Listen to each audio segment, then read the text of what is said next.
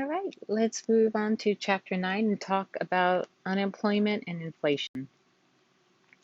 In this chapter, we're going to talk about what the unemployment is, how to measure it, the labor force participation rate, employment population ratio, the different types of unemployment, explaining unemployment.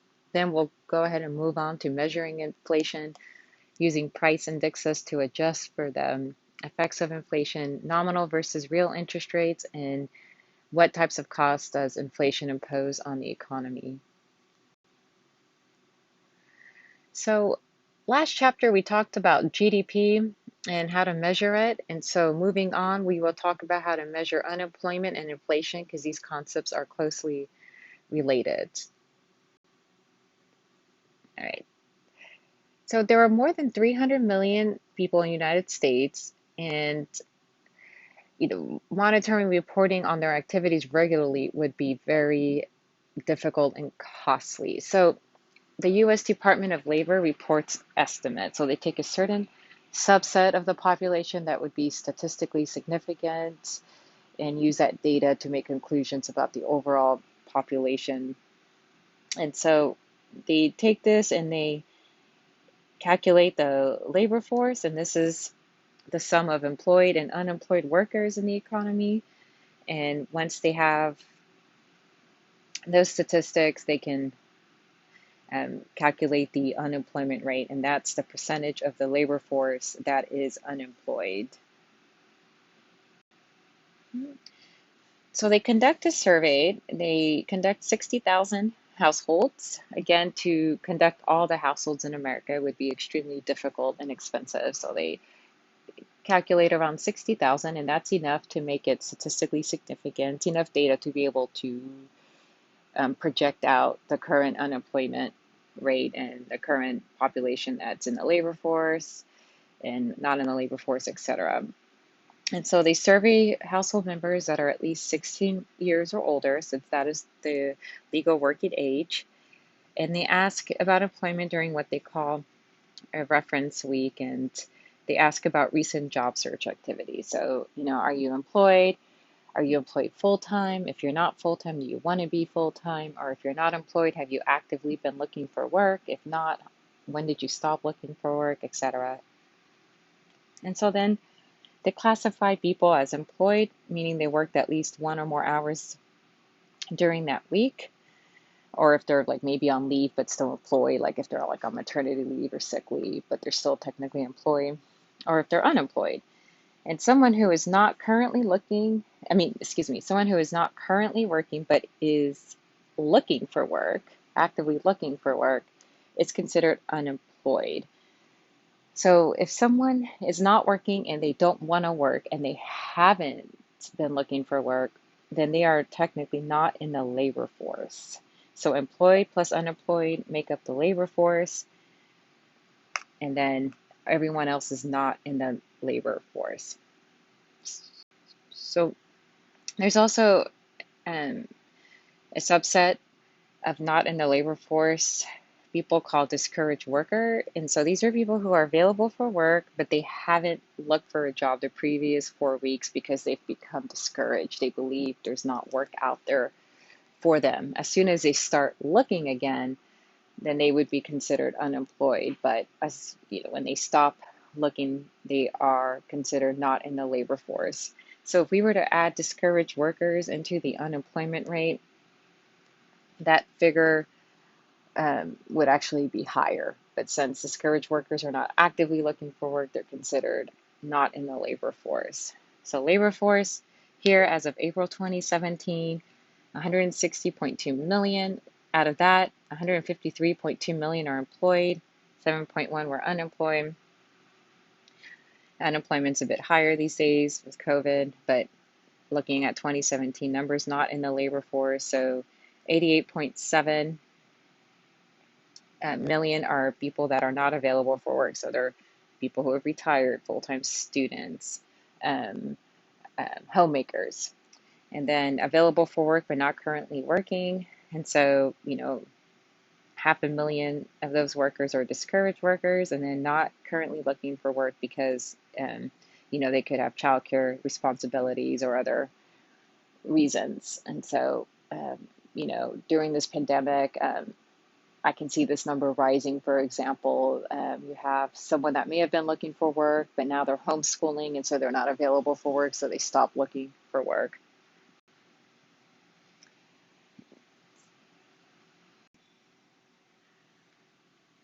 So using all this data, they calculate, the Bureau of Labor Statistics calculates the unemployment rate. And this is a very, very important macroeconomic indicator of the health of the economy. A high unemployment rate does not signal good health of the economy. If people aren't working, they're not producing. If they're not producing, GDP is not growing, for example. And so they calculate this by taking the number of unemployed, dividing it by the labor force. So it's the number of unemployed divided by number of unemployed plus employed times 100, and we get the unemployment rate. So in April 2017, the unemployment rate was 4.4%, and currently in September of this year, 2020, unemployment rate is 7.9%. They also calculate the labor force participation rate. So what percent of the working age population, 16 and older, is in the labor force. So they do this by taking the labor force and dividing it by the working age population.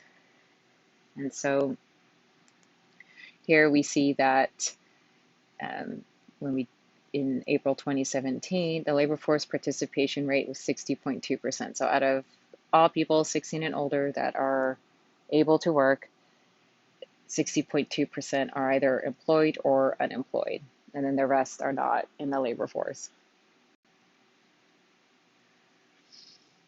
So the unemployment rate is not without its faults. If you look at it, just that number alone, it doesn't give a full picture. So for example, it may understate employment. Why? Because it doesn't include discouraged workers. You could go on the BLS website, Bureau of Labor Statistics website, and look up discouraged workers for yourself. But the unemployment rate, when it's quoted in the media, doesn't tell you the amount of discouraged workers, because if we were to add discouraged workers to the unemployment rate would be higher. And also, it doesn't measure underemployed people, and these are people who are working part-time, but they want to be working full-time. And so that could be a sign of a difficult economy where, some people are only able to find part-time work or 2 part-time jobs, but they really want a full-time job. And it could also overstate unemployment. So people may say they're looking for work when they're not. And so they may claim that they're not working, so that way they can evade taxes or keep criminal activity unnoticed, but they actually are working just in the underground economy. All right, so the red bars here are periods of recession, and so we see that the unemployment rate rises during periods of recession, and it falls during periods of economic growth.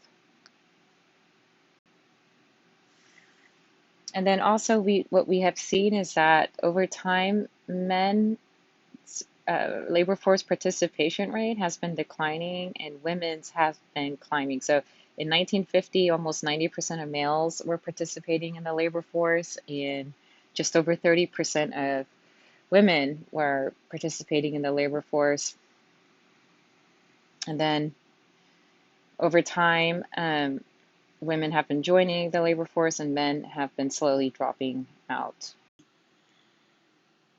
So after the Great Recession, a recession of 2007 to 2009, the unemployment rate returned to normal, meaning it slowly, trended downward to the natural rate of like 5.5%, 5%, but the employment population ratio did not, and that's just because during that time period, some of the population retired, and then people that were out of work long term, their skills deteriorated, so they dropped out of the labor force for good. And since Affordable Care Act was passed, they no longer needed to have employment to be able to afford health insurance. So some of them just retired and were able to get affordable health insurance through the Affordable Care Act.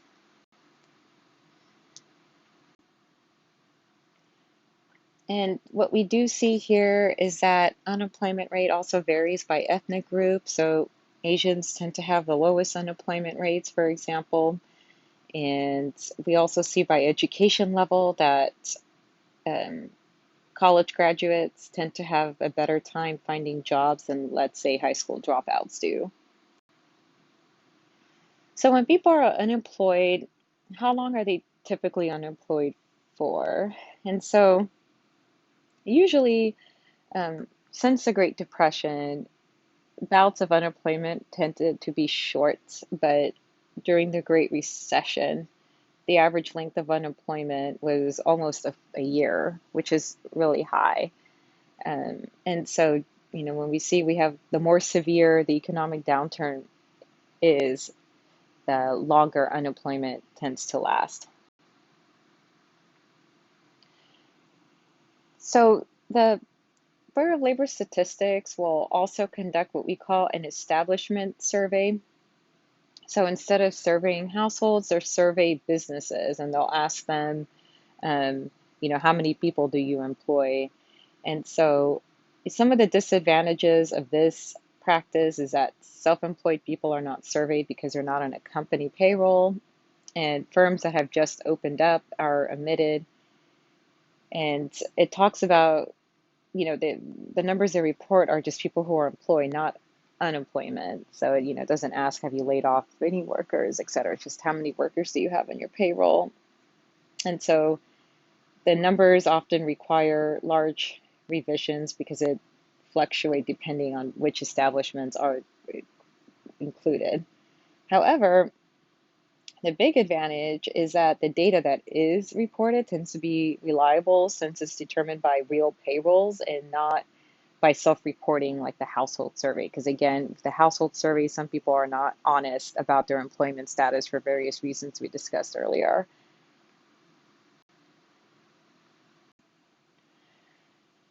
So the two surveys will not give us the exact same results because they're measuring different groups. And of course, every survey will have its measurement errors, but you can get a more complete picture of employment, unemployment by looking at both the surveys.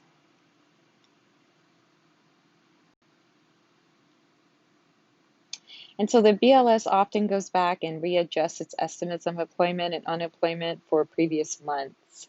This is a common practice. So you'll see that, for example, unemployment for September 2020 was 7.9%, but it won't be unusual, for example, if by December they go back and they said, oh, their revised number is actually 8% as more data comes in, etc. So over time, the economy evolves and industries evolve, and the U.S. used to be an agricultural economy, and then it went to manufacturing, and now it's very service-based economy, and so jobs are being created. For example, jobs in the service industry, jobs in the technology industry have been created over time, but jobs in manufacturing and farming have been destroyed over time. And so in 2016, 29.6 million jobs were created, while 28 million jobs were destroyed. So this is just the dynamics of an evolving economy. The three types of unemployment are frictional unemployment, structural unemployment, and cyclical unemployment. We'll talk about these in further detail in the next few slides.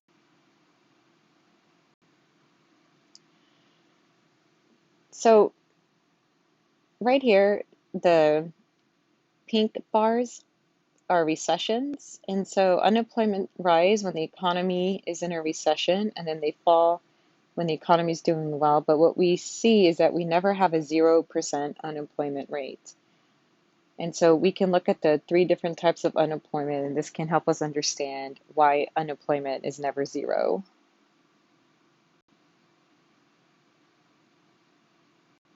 Okay, so first let's look at frictional unemployment. And frictional unemployment tends to be short term. This is just when workers are temporarily unemployed because they're trying to find a better um, job that better suits their skills and matches their skills. So, it may be they're working, let's say, at a bank, and they're just not happy there, and they want to find a job working, let's say, at an oil and gas firm instead. And so they're just temporarily unemployed until they can find a job that better suits their skills.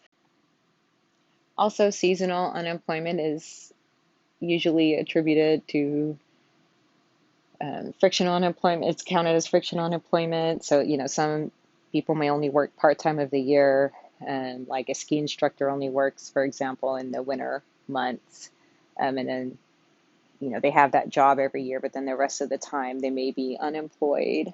And so the BLS does release, raw and seasonally adjusted employment figures. And so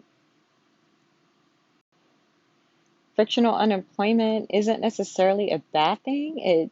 It it's actually good. It's good when workers can leave a job and find a job that better suits their skills and one that they will be more efficient at.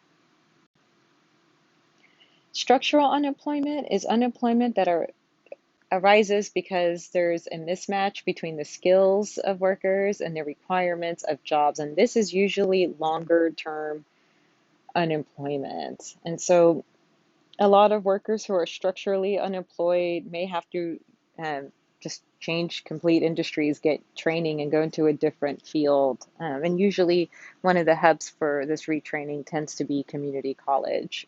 Community colleges do tend to get government grants to help retrain um, dis- uh, structurally unemployed workers and discourage workers as well. So this could be, someone that was in manufacturing and their job was shipped overseas, and so now they're out of a manufacturing job, and so there's not a lot of manufacturing jobs in their place where they live in, and work is competitive, and they're just not able to find anything.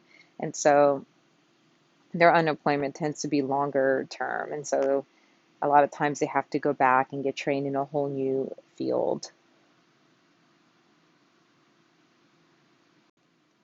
And so cyclical unemployment is unemployment that's caused by a business cycle recession. So normally when the economy is in a recession, that we have frictional unemployment and structural unemployment, but then we also have um, a higher than normal unemployment rate due to just firms laying off and delaying hiring until things get better. But when the employment is at the full employment rate, meaning that the only unemployment that exists is frictional and structural, then we say the unemployment rate is at the natural rate of unemployment. And it's usually between 4 and 5.5% here in the United States. So the natural rate of unemployment consists of frictional and structural unemployment. And then when unemployment is higher than that due to a recession, then we say that's cyclical unemployment. So the governments do try to lower unemployment. For example, they have given a grant, the Trade Adjustment Assistance Program, and this offers training to workers whose firms laid them off as a result of competition from foreign firms. So, before they were working here in the United States, and then that firm decided to take their operations overseas, and they're out of a job. And so the Trade Adjustment Assistance Program helps train these workers and to be able to find a job in a new field. So this is aimed at reducing structural unemployment. So some policies that reduce frictional unemployment would be sometimes new hires are subsidized, like a firm can get like a tax credit, for example, for hiring new workers. Now, some policies do lead to a slight uptick in unemployment, not much, but one is minimum wage laws. As we discussed before, when minimum wage is above the equilibrium wage, then at the small mom and pop shop down the street may only be able to afford to hire 4 people at minimum wage instead of 3 people if they could pay a lower wage. But it only explains a small subset of unemployment, very small. Then also unemployment insurance. These are unemployment benefits people can get when they're out of work. And again, it's, United States, it's not, um, these benefits aren't high enough or long enough to really keep people from looking for work, but it may keep them looking for work a little longer. So with unemployment insurance, you get a payment to help you pay your bills until you can find a new job. But our unemployment benefits here in the United States are nowhere near the level and length of time that we see like in our European or Canadian counterparts. So it doesn't tend to lead to long-term unemployment. And we see here with minimum wage laws, and this also varies by city. So the federal minimum wage is 7.25, but in California, minimum wage was 10.50, and in San Francisco, minimum wage was 14 an hour. And so some studies suggest that a 10% increase in minimum wage reduces teenage employment or increases teenage unemployment by about 2%, because usually teenagers are the ones that are working for minimum wage. But overall, few people are actually earning minimum wage, so the effect of the unemployment rate is very small.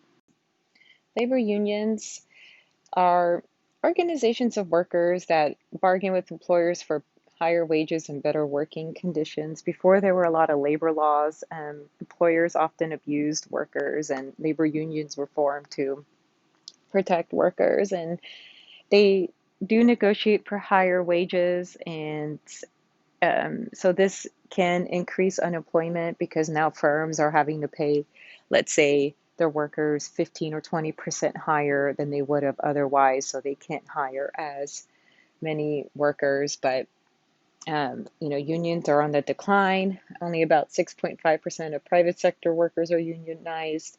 So again, this would only have a minimal effect on the unemployment rate. Efficiency wages could also explain a little bit of unemployment. So the theory with efficiency wages is that a firm will pay their workers above market wage. So if the market wage says $20 an hour, a firm will pay them, let's say, $25 an hour, because they believe that the workers will then work harder. It would motivate them more, and so they'll be more efficient and productive at their jobs. And so, this again could explain some level of why there's always unemployment, even in a thriving economy. Moving on to inflation. So the price level is a measure of the average prices of goods and services in the economy. And so when we look at the increases in price level from one year to the next, that is the inflation rate. And so last chapter with GDP, we used a GDP deflator to measure changes in the price level. And today we're going to look at mainly the consumer price index to measure inflation. We'll also look a little bit at the producer price index too. So the consumer price index is a measure of the average prices a typical family of four pays for the goods and services they purchase. So, what does a gallon of milk cost? What does a loaf of bread cost? What is the average rent payment cost? The average mortgage payment? What does a subway ride cost? What does a gallon of gas cost? What does one credit of education cost? What does a movie theater ticket cost? A pair of jeans, etc. These are the most commonly bought items in households. And so they take those prices, average them, and put them in a basket. And then once they have that basket of goods, they look at the cost to purchase the basket of goods in a designated base year, and then the prices of those goods in the current year. So the CPI in the base year will be 100. All right, and then going on, using the same example as we did for the GDP deflator, let's say our basket of goods is eye exams, pizzas, and in this case, books. And so our base year is 2010. So what we want to do is we want to find the Um, Expenditures in the current year for 2018, and excuse me, this should be 2018. It's an error in the PowerPoints. And so what we would do is we would take that year's quantities, times it by that year's price. And so we add it all together, we get 900 for 2018. And then we divide it by the expenditures in the base year. So the base year again is 2010, and that expenditures were 750. So we do 900 divided by 750 times 100, and we get the CPI of 120. And then we do the same thing for 2019. So expenditures in 2019 were 915 divided by the base year of 750 times 100, we get 122. And so again, we insert these numbers to find the percentage change. So in the formula, new minus old divided by old times 100.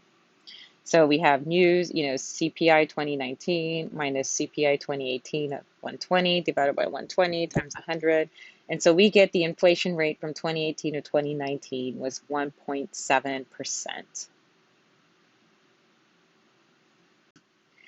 CPI has often been referred to as the cost of living index, and so oftentimes employers will use the CPI to make decisions on raises. So, if they predict that the cost of living will go up to by 2%, then usually they'll give a wage increase of 2% or higher. So there is some problems with the CPI that tend to overstate it. The first one is substitution bias. So, they could be saying that, they may include, for example, a gallon of milk, but in reality, people are buying a lot more soy milk. And so they're not capturing the low cost of soy milk. With this pandemic, what we've seen is the cost of meat has risen, and so people have been eating a lot of soy-based products, like tofu, for example, and so the CPI will assume we're all eating meat. In reality, we're eating tofu that's cheaper, and so again, this tends to overstate the CPI. Also, the increase in quality bias, so it's hard to separate improvement in quality from increase in price. So, think about our cell phone of today versus our cell phone of 5 years ago. We may have paid the same price for it, but our cell phone of today, our computers of today, our cars of today are much better than they were several years ago. So that improvement in quality is hard to quantify. Also, the new product bias. So the basket of goods used to change only every 10 years. And so there were a lot of new products that people were buying that they weren't factoring in. Now it updates about every 2 years. But there was a delay introducing new goods that are commonly bought items, such as a cell phone, for example. Before, the CPI would take prices at traditional retail outlets, but now we can see that there's been like a retail apocalypse, and a lot of people aren't shopping at retail outlets anymore. They're shopping online, for example, and so they try to minimize the bias by serving people on where they actually conduct most of their shopping. And so the CPI usually overstates inflation around 0.5 to 1 percentage point. The producer price index is the average of the prices received by producers of goods and services at all stages of the production process. So it's similar to the CPI in that it uses a basket of goods, but these are goods that are used by producers, and they include a lot of the inputs for their output. So this usually includes raw materials like coal, petroleum, and then the intermediate goods like wood, steel, yarn, flour, etc. And so the producer price index often gives warning of future movements in consumer. Why? Because if the cost of inputs rise, then usually the cost of the final goods and services will rise as well. We can also use price indices to adjust for the effects of inflation. So let's say your mother received a salary of $25,000 in 1991, and $25,000 in 1991 would have bought a lot more goods and services than a $25,000 salary in 2016. So we use the CPI so we can understand how much purchasing power in today's dollars a $25,000 salary in 1991 would have had. And so what we take is a value in 1991 dollars, so $25,000, times it by the CPI in 2016, which was 240, divided by the CPI in 1991, which is 136, and we get $44,118. So a $25,000 salary in 1991 could buy what a $44,000 salary could in 2016.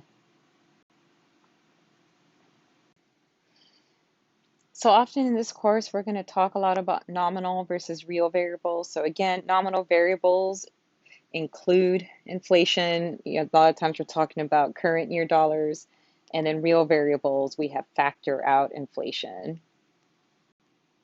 So let's take interest rates, for example.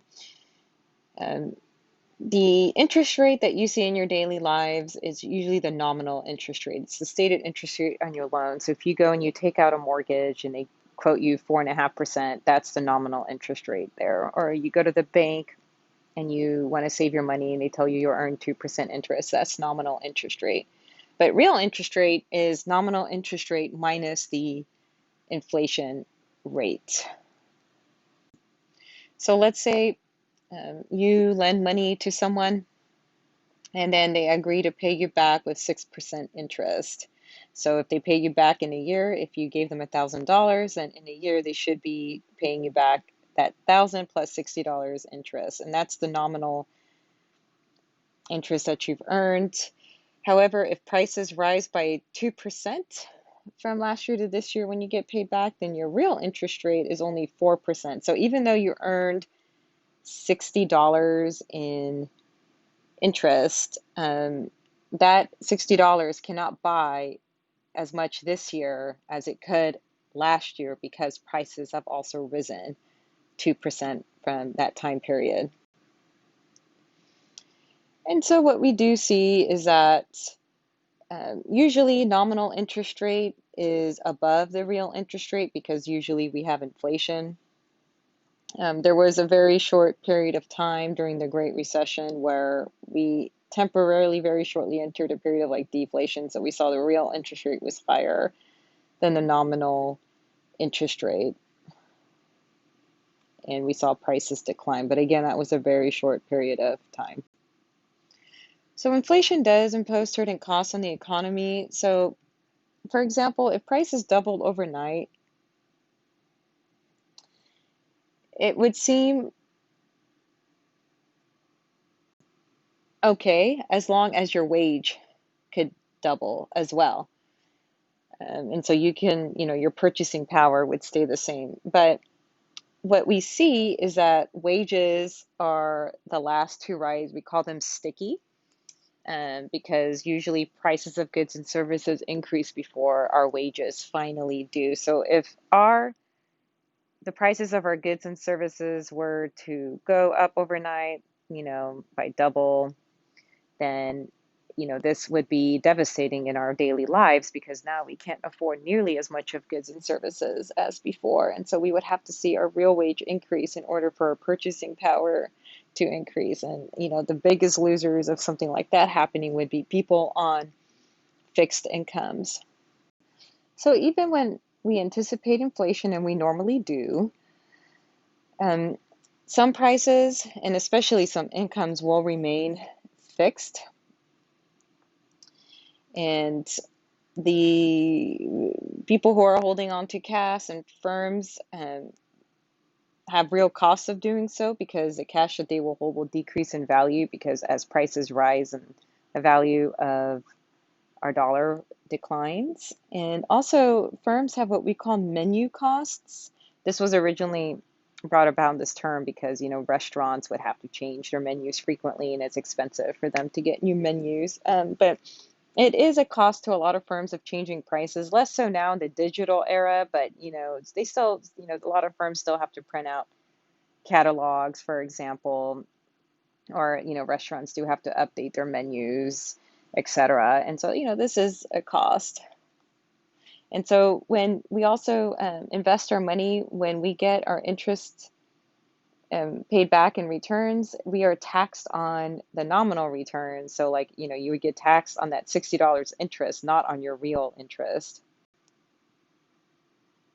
So when people cannot predict the rate of inflation, it's hard for them to make borrowing and lending decisions. Thankfully, inflation overall tends to stay stable and low here in the United States, but this can be a problem in other countries or during certain time periods in the United States, like in the 80s when we had extremely high inflation rates and therefore we had high interest rates. So banks were charging 18% or more for a mortgage. And even when the inflation subsided, those people were locked into their high mortgage rates. And it was very expensive at the time to get a home mortgage.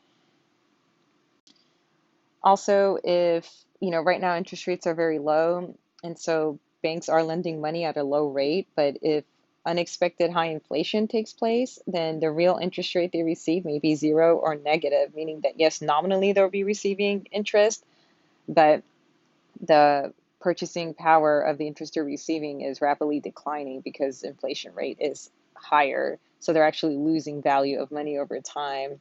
And so this would make banks wary of lending. So when inflation is unpredictable, it makes borrowing and lending risky. And this is where the Federal Reserve, does have a policy goal of maintaining steady inflation. So the pink shaded areas is again downturns in the economy. So you could see the Great Recession right here in the middle where prices dropped. Deflation is not really a concern in the current economy, but it was very much so during the Great Depression. And um, it's a very undesirable phenomenon.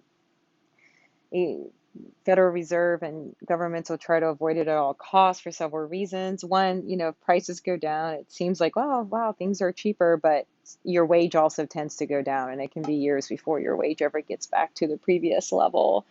And also, if you see prices are falling and you expect things to get cheaper, then you could delay purchasing. But if everyone does the same, then all those purchasers are postponed and firms have a oversupply, they stop producing, lay off people. And so this can create a dangerous downward spiral that delays economic recovery. And so economists believe this was one of the reasons that exacerbated the Great Depression. And also Japan had, a decade of zero growth in the 90s and stagnant prices, pretty much zero inflation. And this concludes chapter 9.